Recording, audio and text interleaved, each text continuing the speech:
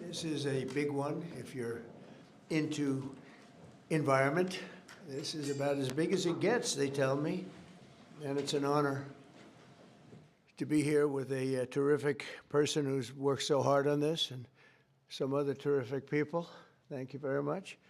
But I'm pleased to be joined today by EPA Administrator Lee Zeldin, who you all know, and to announce the single largest deregulatory action in American history. That's a big statement in American history, and I think we can add the words by far.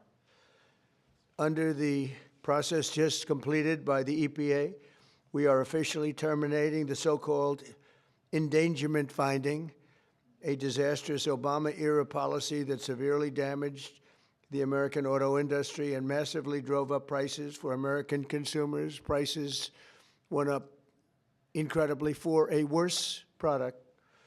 This action will eliminate over $1.3 trillion of regulatory costs and help bring car prices tumbling down dramatically. You're going to get a better car. You're going to get a car that starts easier, a car that works better for a lot less money. In 2009, Barack Hussein Obama, his EPA designated fossil fuels such as oil, gas, and other things that actually make factories rock and roll and other things drive very nicely as a threat to health and human welfare, known as the endangerment finding. This determination had no basis, in fact, had none whatsoever, and it had no basis in law. On the contrary, over the generations, fossil fuels have saved millions of lives and lifted billions of people out of poverty and all over the world. And you see it with the blackouts all over where they don't use it, where they went to wind, intermittent wind, which is weak and ineffective and very, very costly, most costly energy there is. And people are dying because there was no air conditioning or there was no heating. Lots of other things, bad things happened. And yet this radical rule became the legal foundation for the Green New Scam, one of the greatest scams in history, probably as great, maybe even greater than Russia hoax, et cetera, which the Obama and Biden administration used to destroy countless jobs. And the jobs have been just decimated. Although they're all coming back because of tariffs, they're all coming back into our country at levels we've never seen before. But it raised prices and caused immense harm to the U.S. auto industry. We thought irreparable, but we've got them back. We're coming back now. I was in Detroit, as you know, with Ford, and they had one of the earliest plants from the early 1900s, and it was going to be closed down. And then when I won, they said, let's keep it open for a little while. Let's see what happens. And they just announced, as you know, they're going 24 hours around the clock with that same plant that was going to be closed because of what we've done.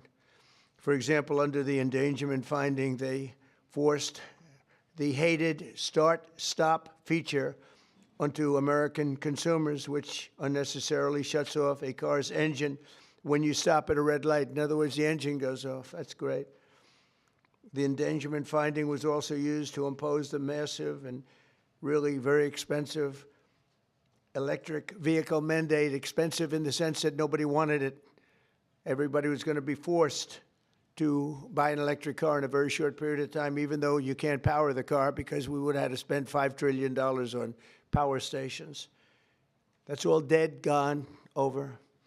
These crippling restrictions were a major factor in driving up car prices to unprecedented levels, and the car that you were getting was not nearly as good. In 4 years under the Biden administration, the price of a new and used car rose more than 22%, all to facilitate the Green New Scam without achieving any meaningful impact on the environment, but making the car worse. That is why, effective immediately, we are repealing the ridiculous endangerment finding and terminating all additional green emission standards imposed unnecessarily on vehicle models and engines between 2012 and 2027 and beyond. This action will save American consumers trillions of dollars and will lower the average cost of a new vehicle by close to $3,000. Think of that. During my campaign, I promised to cut 10 old regulations for every new regulation. And we've exceeded that. We've instead done it 10 regulations. We were able to cut 129. So now we cut 129. So think of that. I promised to cut 10 old regulations for every new one, but we did more than 10. We did 129. It's something. Nobody can even believe it. So we did a lot of regulation cutting in the first administration, a record. Nobody even close to it now. We're actually exceeding it in this administration. The biggest one yet that we've done is happening right now. So perhaps no industry has benefited more from our historic deregulation campaign than the U.S. auto industry. We canceled the EPA's absurd, just totally absurd, tailpipe emission standards, which was a disaster for automobile manufacturing, and revoked Biden's emissions waiver that would have allowed California to regulate automobiles for the entire nation. And they're crazy out in California. They have nothing but trouble out there, as you know. That's why people are leaving in record numbers. I also ended Joe Biden's extreme CAFE emission standards, saving the average American consumer much more than $1,000 when they buy a new car. But now we're talking about close to $3,000. These regulation cuts, combined with our tax cuts and tariffs, are the reason why the world's largest automakers have announced that they're going to be spending in excess of $100 billion in the United States in the next very short period of time, building new auto plants. We're bringing our auto plants, assembly plants, and factories roaring back to life, not even mentioning AI and all of the other things. We're building thousands of businesses in the United States. And if you remember, on my first day, they said if I could ever get the Dow up to 50,000 in my last year, in other words, in the fourth year, that it would be an unbelievable miracle. But don't worry about it, because it'll never happen, they said. And if I could get the S&P up to 7,000, they said in the fourth year, they said it will never happen. Let's not even talk about it. I have things. Let's not even waste our time talking about it. Well, at the very end of my first year, the Dow hit 50,000. Now it's over 50,000. And 3 days before that, the S&P hit 7,000.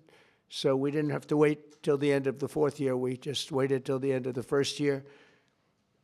We've never had a country in a position like this, and a lot of it's due to tariffs, and a lot of it's due to the fact that we had a great election, and a lot of good things have been done. One of the good things I did was put Lee Zeldin in charge of our environment. So I'm going to ask Lee to say a few words. Thank you very much. Thanks, Lee. Thank you, Mr. President. This is a big deal. Under President Trump's leadership today, the Trump EPA has finalized the single largest act of deregulation in the history of the United States of America. Referred to by some as the holy grail of federal regulatory overreach, the 2009 Obama EPA endangerment finding is now eliminated. This action will save American taxpayers over $1.3 trillion. What that means is lower prices, more choices, and an end of heavy-handed climate policies. With today's announcement, American families will save over $2,400 for a new vehicle. 16 years ago, an ideological crusade within the Obama administration set off the most costly regulatory power grab our country has ever experienced. The 2009 Obama EPA endangerment finding led to trillions of dollars in regulations that strangled entire sectors of the United States economy, including the American auto industry. It claimed new powers over the vehicles we drive, even though the best reading of the Clean Air Act clearly states otherwise. The Obama and Biden administrations used it to steamroll into existence a left-wing wish list of costly climate policies, electric vehicle mandates, and other requirements that assaulted consumer choice and affordability. And who paid the biggest price? hardworking families, small businesses, millions of Americans who just want a reliable, affordable car to get to work, take their kids to school, or go to church on Sunday. The endangerment finding and the regulations that were based on it didn't just regulate emissions. It regulated and targeted the American dream. And now the endangerment finding is hereby eliminated, as well as all greenhouse gas emission standards that followed. The red tape has been cut. Manufacturers will no longer be burdened by measuring, compiling, or reporting greenhouse gas emissions for vehicles and engines. And the forced transition to electric vehicles is eliminated. No longer will automakers be pressured to shift their fleets towards electric vehicles, vehicles that are still sitting unsold on dealer lots all across America. And as a cherry on top, we are ending the federal government's push to get manufacturers to install that Obama switch, the almost universally despised start-stop feature. There will be no more climate participation trophies awarded to manufacturers for making Americans' cars die at every red light and stop sign. It's over, done, finished. Under President Trump's leadership, vehicle manufacturers can once again build what Americans want, not what politicians and bureaucrats in Washington demand. President Trump campaigned on reviving the auto industry, and he continues to deliver win after win after win, ending electric vehicle mandates, getting rid of the Biden Cafe standards with Secretary of Transportation Sean Duffy, and securing massive new U.S. manufacturing investments and all of the jobs that come with it. Affordable cars mean opportunity. That means jobs, healthcare, education, and mobility, especially for working families and rural Americans who rely on their vehicles every single day. And this isn't just about making the American economy boom. It's also about restoring the rule of law, a fundamental principle of our great republic. For years, unelected bureaucrats twisted the Clean Air Act into something it was never meant to be. The Obama administration twisted itself into some kind of mental pretzel to invoke authority it didn't have and to sidestep Congress.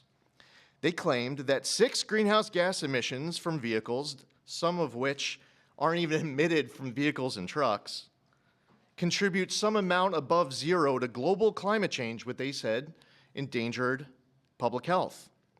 But their wild web of mental leaps isn't prescribed in federal statute. The Obama EPA's House of Cards upended the best reading of the Clean Air Act, as well as 50 years of EPA precedent on what constitutes regulable air pollution. In the 16 years that intervened, the Supreme Court has established clear precedent in Loper Bright Enterprises and West Virginia versus EPA.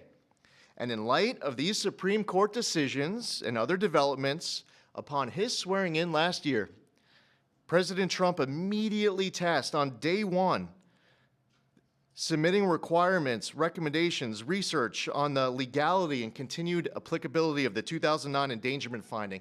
And at Trump's speed, he wanted that research and recommendation turned around instantly. We looked at the Clean Air Act. We looked at what the highest court in the land had said, and we used a very simple metric. If Congress didn't authorize it, EPA shouldn't be doing it. Congress never voted for these climate mandates inside of Section 202 of the Clean Air Act. If Congress wants EPA to regulate the heck out of greenhouse gases emitted from motor vehicles, then Congress can clearly make that the law, which they haven't done for good reason. Today, we dismantle the tactics and legal gymnastics used by the Obama and Biden administrations to backdoor their ideological agendas on the American people. Following the plain language of the law, we have now realigned EPA's rulemaking to reflect the Clean Air Act exactly as it is written and as Congress intended, not as others might wish it to be. Where our predecessors focused on trying to make and please a few fear-mongering climate alarmists, the Trump EPA is making decisions to benefit all Americans based on common sense and reality. And the American people are tired of paying the price of political games. Last November, they voted for an administration that would listen to them. They told us that the price of a newer, safer vehicle was too high. They told us they didn't want cars that shut off at every red light. They told us dealers were sitting on lots filled with electric vehicles that nobody wanted or were buying. The Trump EPA listened. We heard you and we acted. And today's action does not change regulations on traditional air pollutants and air toxics. This EPA is committed to providing clean air for all Americans. Powering the Great American Comeback is based on the singular focus of providing clean air, land, and water for all Americans while harnessing the greatness of the American economy. That's a big difference from our predecessor. We believe that we can and must choose both. If you want an electric vehicle, buy one. If you want a diesel truck, then buy that. If you want a gas-powered vehicle or a hybrid, well, more power to you. That's what freedom and choice look like. We're restoring the rule of law, we're grounding policy in reality, we're giving power back to the American people. And we're bringing back the American dream stronger than ever before. EPA will never waver on its core mission of protecting human health and the environment, and this administration knows we can do that while ushering in the golden age of America.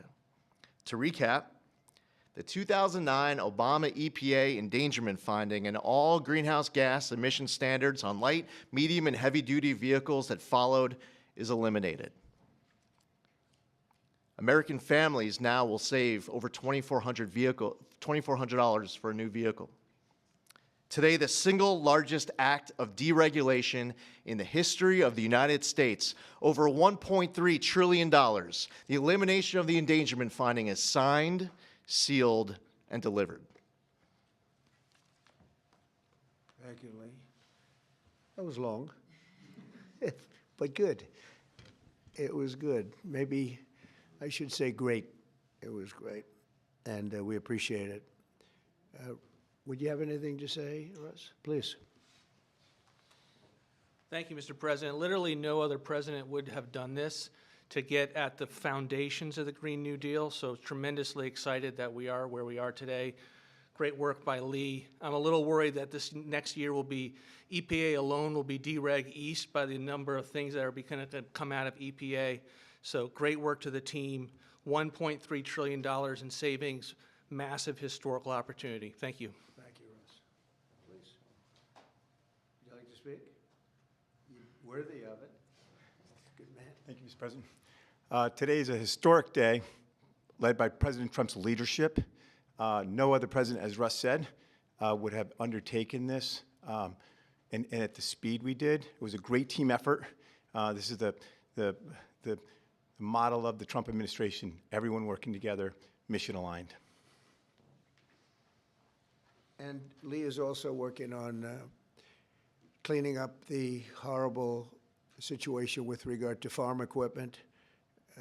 You could use John Deere as an example and other companies where tractors are unbelievably expensive and don't work as well because of all of the environmental nonsense that was put on them. Also excavators, any equipment like that, bulldozers, Caterpillar tractor would be a beneficiary, I guess, but the people are going to be a beneficiary because the equipment's going to be a lot less expensive, and it's going to also, most importantly, it's going to work much better, much better. So we're working on that immediately as we speak. We'll probably make it so that any of that equipment built in the United States will not have to go through this. If it's built outside, I think we'll probably leave the standard the same. If people are going to send us equipment, let them have that standard for whatever it's worth, which is not much. And I think that's a very big announcement, too, and we're going to see if we can get that done very quickly so that all of that equipment that we have made, including lawnmowers, et cetera, you won't have to go to the finest schools in the world in order to figure out how to operate it. Okay? So any questions, please? President Trump, thank you for this. And after this much-supported move to roll back the former EPA's endangerment finding, what additional steps do you plan on taking to scale back what many are calling climate industry scams? Specifically, and Secretary Zeldin knows about these wind turbines they're trying to bring to New York. Judge is allowing them to be rebuilt right near your hometown in Jamaica, Queens. They're being called a national security threat for air traffic coming into the airport. What could you do to make sure these things don't destroy the environment? Well, we're trying to make sure it doesn't happen, and we've basically stopped all windmills in this country. It's the most expensive energy you can get. They're all made in China, a little bit in Germany, but mostly in China. And we're putting them all over our fields and ruining the fields and killing the birds and all of this. And the environmentalists say they like them, but they really are a tremendous eyesore. They ruined. Europe has gone, as you know, Europe isn't even recognizable anymore between immigration and because of, environmental things like the windmills, which are taking over. The people hate them. The energy is by far the most expensive. And we're fighting very hard to make sure that they don't get built. I hope we don't have one built during my administration. We inherited some contracts where they've gone down the line a little bit. We're trying to terminate them for a lot of different reasons. One of the reasons, as you had mentioned, it's endangerment for the military. It's also endangerment for airliners. So we're trying to take care of those situations now. They should have never been allowed in the first place. Yeah, Mr. please. President, thank you so much for taking Sure. the questions. What do you tell Americans who are concerned that the $1.3 trillion in savings does come at a cost to public health and the environment based on Yeah, science? I tell them, don't worry about it because it has nothing to do with public health. This was all a scam, a giant scam. This was a ripoff of the country by Obama and Biden. And let's say Obama started it and got it rolling. And a terrible ripoff. They'll have more money to spend for health care, if you look at it. Now they can go out and spend it on something that's meaningful. And nobody's doing more for health care than the Republican Party. And that starts with the fact that prescription drugs are going to be coming down at numbers that nobody's ever seen before. They're falling. We were paying the highest prices in the world by far, sometimes by 10 times more than other countries. Now we're going to be paying whatever the lowest price is anywhere in the world. We're going to be paying that. It's called favored nations, most favored nations. And I think it's the biggest thing to happen in this world, the world of medicine, prescription drugs, ever. There's never been anything like it. If, like in my third year, first term, I actually got prices down 1/4 or 1/8%, and I was so proud of myself because they were like that for years and years. And since, under Biden, they went up very, very substantially. And now they're coming down by, depending on, you could say 500, 600, 700%, depending on the way you want to, or you could say 80%. It doesn't matter. They're coming down by numbers that nobody ever thought possible. I got it all done, and I got it all approved, and all of the countries all over the world are going to pay more. They've agreed to pay more because of tariffs. I said, if you don't do it, we're going to have to tariff you, and they've all agreed to do it. Otherwise, they would have never done it. That was why no president has ever been able to get it done. Please. Yeah, Mr. President, you took more than 600 deregulatory actions in your first year here. Coming from the business world, you know how unnecessary red tape can hinder business expansion, investment expansion. Given the magnitude of this announcement here today and the deregulatory action you took in your first year, how much economic growth can we expect to see as a return of progressive? It's a great question. I think that it'll be enormous. Who knows really what the number is, but I can tell you in terms of economic growth, we have $18 trillion being invested in this country right now, the most ever of any country by far, not even close. Think of it, no matter where, not just here. $18 trillion is coming in, and that money is being spent right now as we speak in new plants and equipments. And you may have heard Lee mention, I mentioned also, that over $100 billion is going to be spent in this very short period of time just by foreign auto companies on building auto plants in the United States. The greatest thing that ever happened to the United Auto Workers. The head man was not been nice to me, but now I understand he's saying this is the greatest auto president in history. But the auto workers gave me their vote, and they knew what I was doing, and they know what needed to be done. The tariffs saved them, but this is now taken it to a level that I think, Lee, that nobody ever thought even possible. They thought this was, nobody would have the courage to do it. We have to have the courage to do it because we're making America great again. This is a big factor in making our country great. If you look at some of these cars, they didn't even work. They had computers all over the place trying to save a half an ounce of fuel. We have fuel for the next 500 to 1,000 years under our feet, and they're trying like hell to save a half an ounce of fuel. The whole thing is just crazy. Please, go ahead, please. Mr. President, is climate cooperation with China no longer in America's interest? And could you please confirm that you are going to visit China the first week of April? Yeah, I'll be What would you visiting like to- President Xi in April. Look forward to it. He's coming here later in the year, and I look very much forward to it. No, our relationship with China is very good right now, and this is, not relevant too much having to do with China, what we're announcing today. But no, my relationship with President Xi is very good. Yes? Mr. President, following your meeting with Prime Minister Netanyahu yesterday, has your thinking changed at all as it relates to these negotiations with Iran? No, we have or to the make a deal. timeline with Iran? We have to make a deal, otherwise it's going to be very traumatic. Very traumatic. I don't want that to happen, but we have to make a deal. They should have made a deal the first time, and they got Midnight Hammer instead. And this will be very traumatic for Iran if they don't make a deal. Look, if they don't make a deal, then it'll be a different story. But we had a very good meeting yesterday with Bibi Netanyahu, and he understands, but it's ultimately up to me. If the deal isn't a very fair deal and a very good deal with Iran, then it's going to be, I think, a very difficult time for them in the back. I guess over the next month, something like that. Yeah, it shouldn't take, it should happen quickly. They should agree very quickly, yeah. Mr. President, we might be heading into a partial government shutdown. When was the last time you spoke with Chuck Schumer, and do you still feel Democrats are negotiating in good faith? Well, a week ago I spoke, but we have to protect our law enforcement. Actually, the Supreme Court gave a ruling, or one of the courts gave a very big ruling on masks, that you have the right to use them, for personal protection if you want. So I don't know how that interjects. They want our law enforcement to be totally vulnerable and put them in a lot of danger. They have some things that are really very, very hard to approve, frankly. As you know, it's only pretend. We had various of the other bills, that's all done, but we're left with this one. We have to protect our law enforcement, very important. Please. Why does Prime Minister Netanyahu want you to stop negotiating with Iran? You're saying stop entertaining, stop talking to them?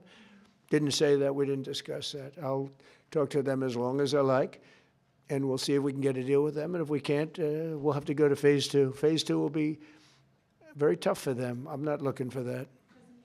Mr. President, there are currently 0 Israeli hostages left in Gaza because of you. Thank you for that. Thank you. And now that the war is ending in Gaza and Israel, I wanted to ask, do you believe Bibi bears any responsibility for the security failures that we saw on October 7th?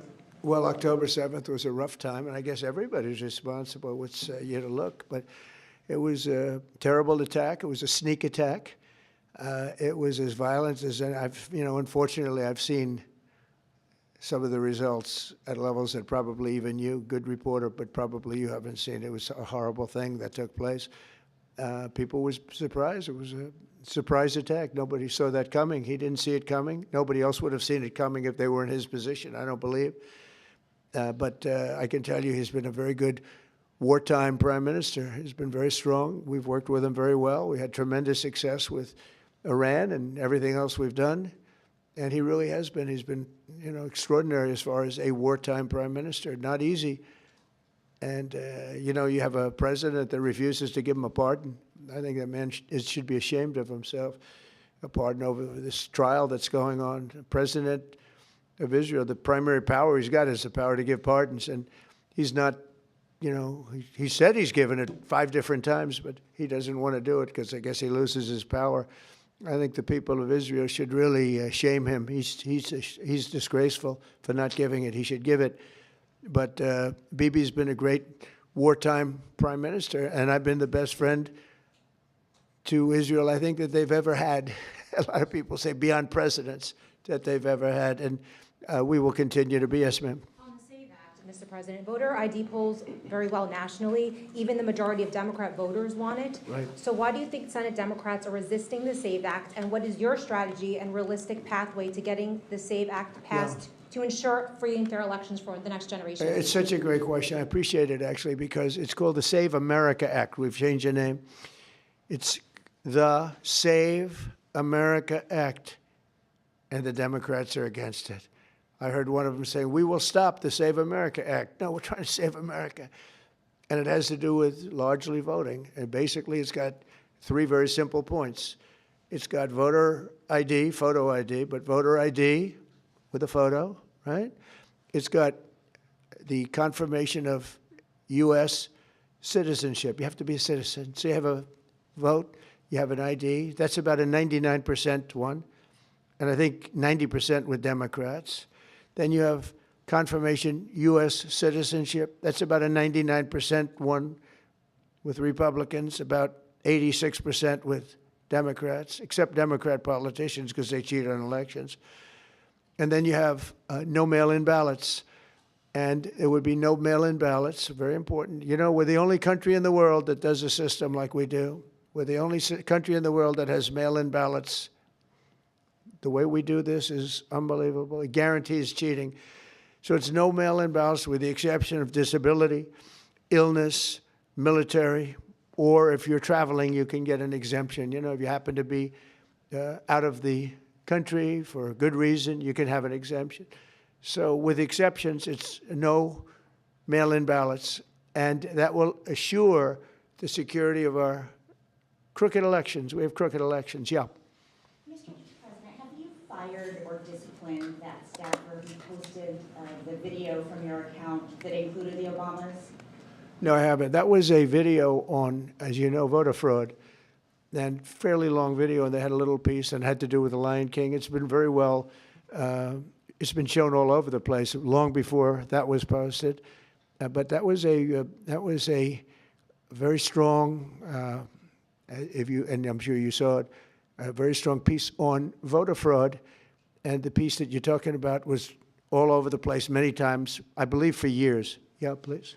Mr. President, were you aware that Secretary of Commerce visited Epstein's Island, and do you continue to have... No, I wasn't aware of it. No, I didn't.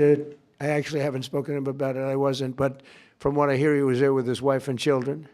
And I guess in some cases, some people were. I wasn't. I was never there. Somebody will someday say that. I was never there. Yeah, please. This announcement that you made today, Mr. President, comes on the heels of a January jobs report that smashed industry expectations. Smashed all records. And a big feature of that was you reprivatizing the economy, an economy that was bloated with federal employment under the previous president. What's your message to Americans following this jobs report that smashed industry expectations? Is this just a sign that the best is yet to come? Thank you. The jobs report's amazing in certain ways because we have tremendously fewer federal employees, way down. And now I could have left them and added to what we did, and we would have had almost 100% employment. I could have gotten a great kick out of the fact that we're 100% employed. But we got rid of tremendous numbers of federal workers, and they hated me for it. Now they love me because most of them have gotten jobs in the private sector for 2 and 3 times more money than they were being paid by the federal government. We had some jobs where you had 10 workers for one job. 10 workers for a job that one person should be doing. And we've gotten rid of a lot of those jobs. And by getting rid of them, these people became available to work in the private sector. And as you know, the numbers are incredible. So the job numbers are incredible. The financial numbers are beyond belief. Again, they thought it couldn't be done in 4 years, and I did it in 1 year. And the numbers you're going to see is these, I don't know if you notice also construction numbers, the jobs for construction workers. You know why? Because they're building plants all over the United States. That's why. And when these plants open in a year from now, some sooner, some a little bit later, but when these auto plants, AI plants, and thousands of other types of plants, when they open over the next period of a year, year and a half, you're going to see numbers like we've never seen before in this country. Thank you very much, everybody. Thank you. Thank you. Thank you, Mr. President.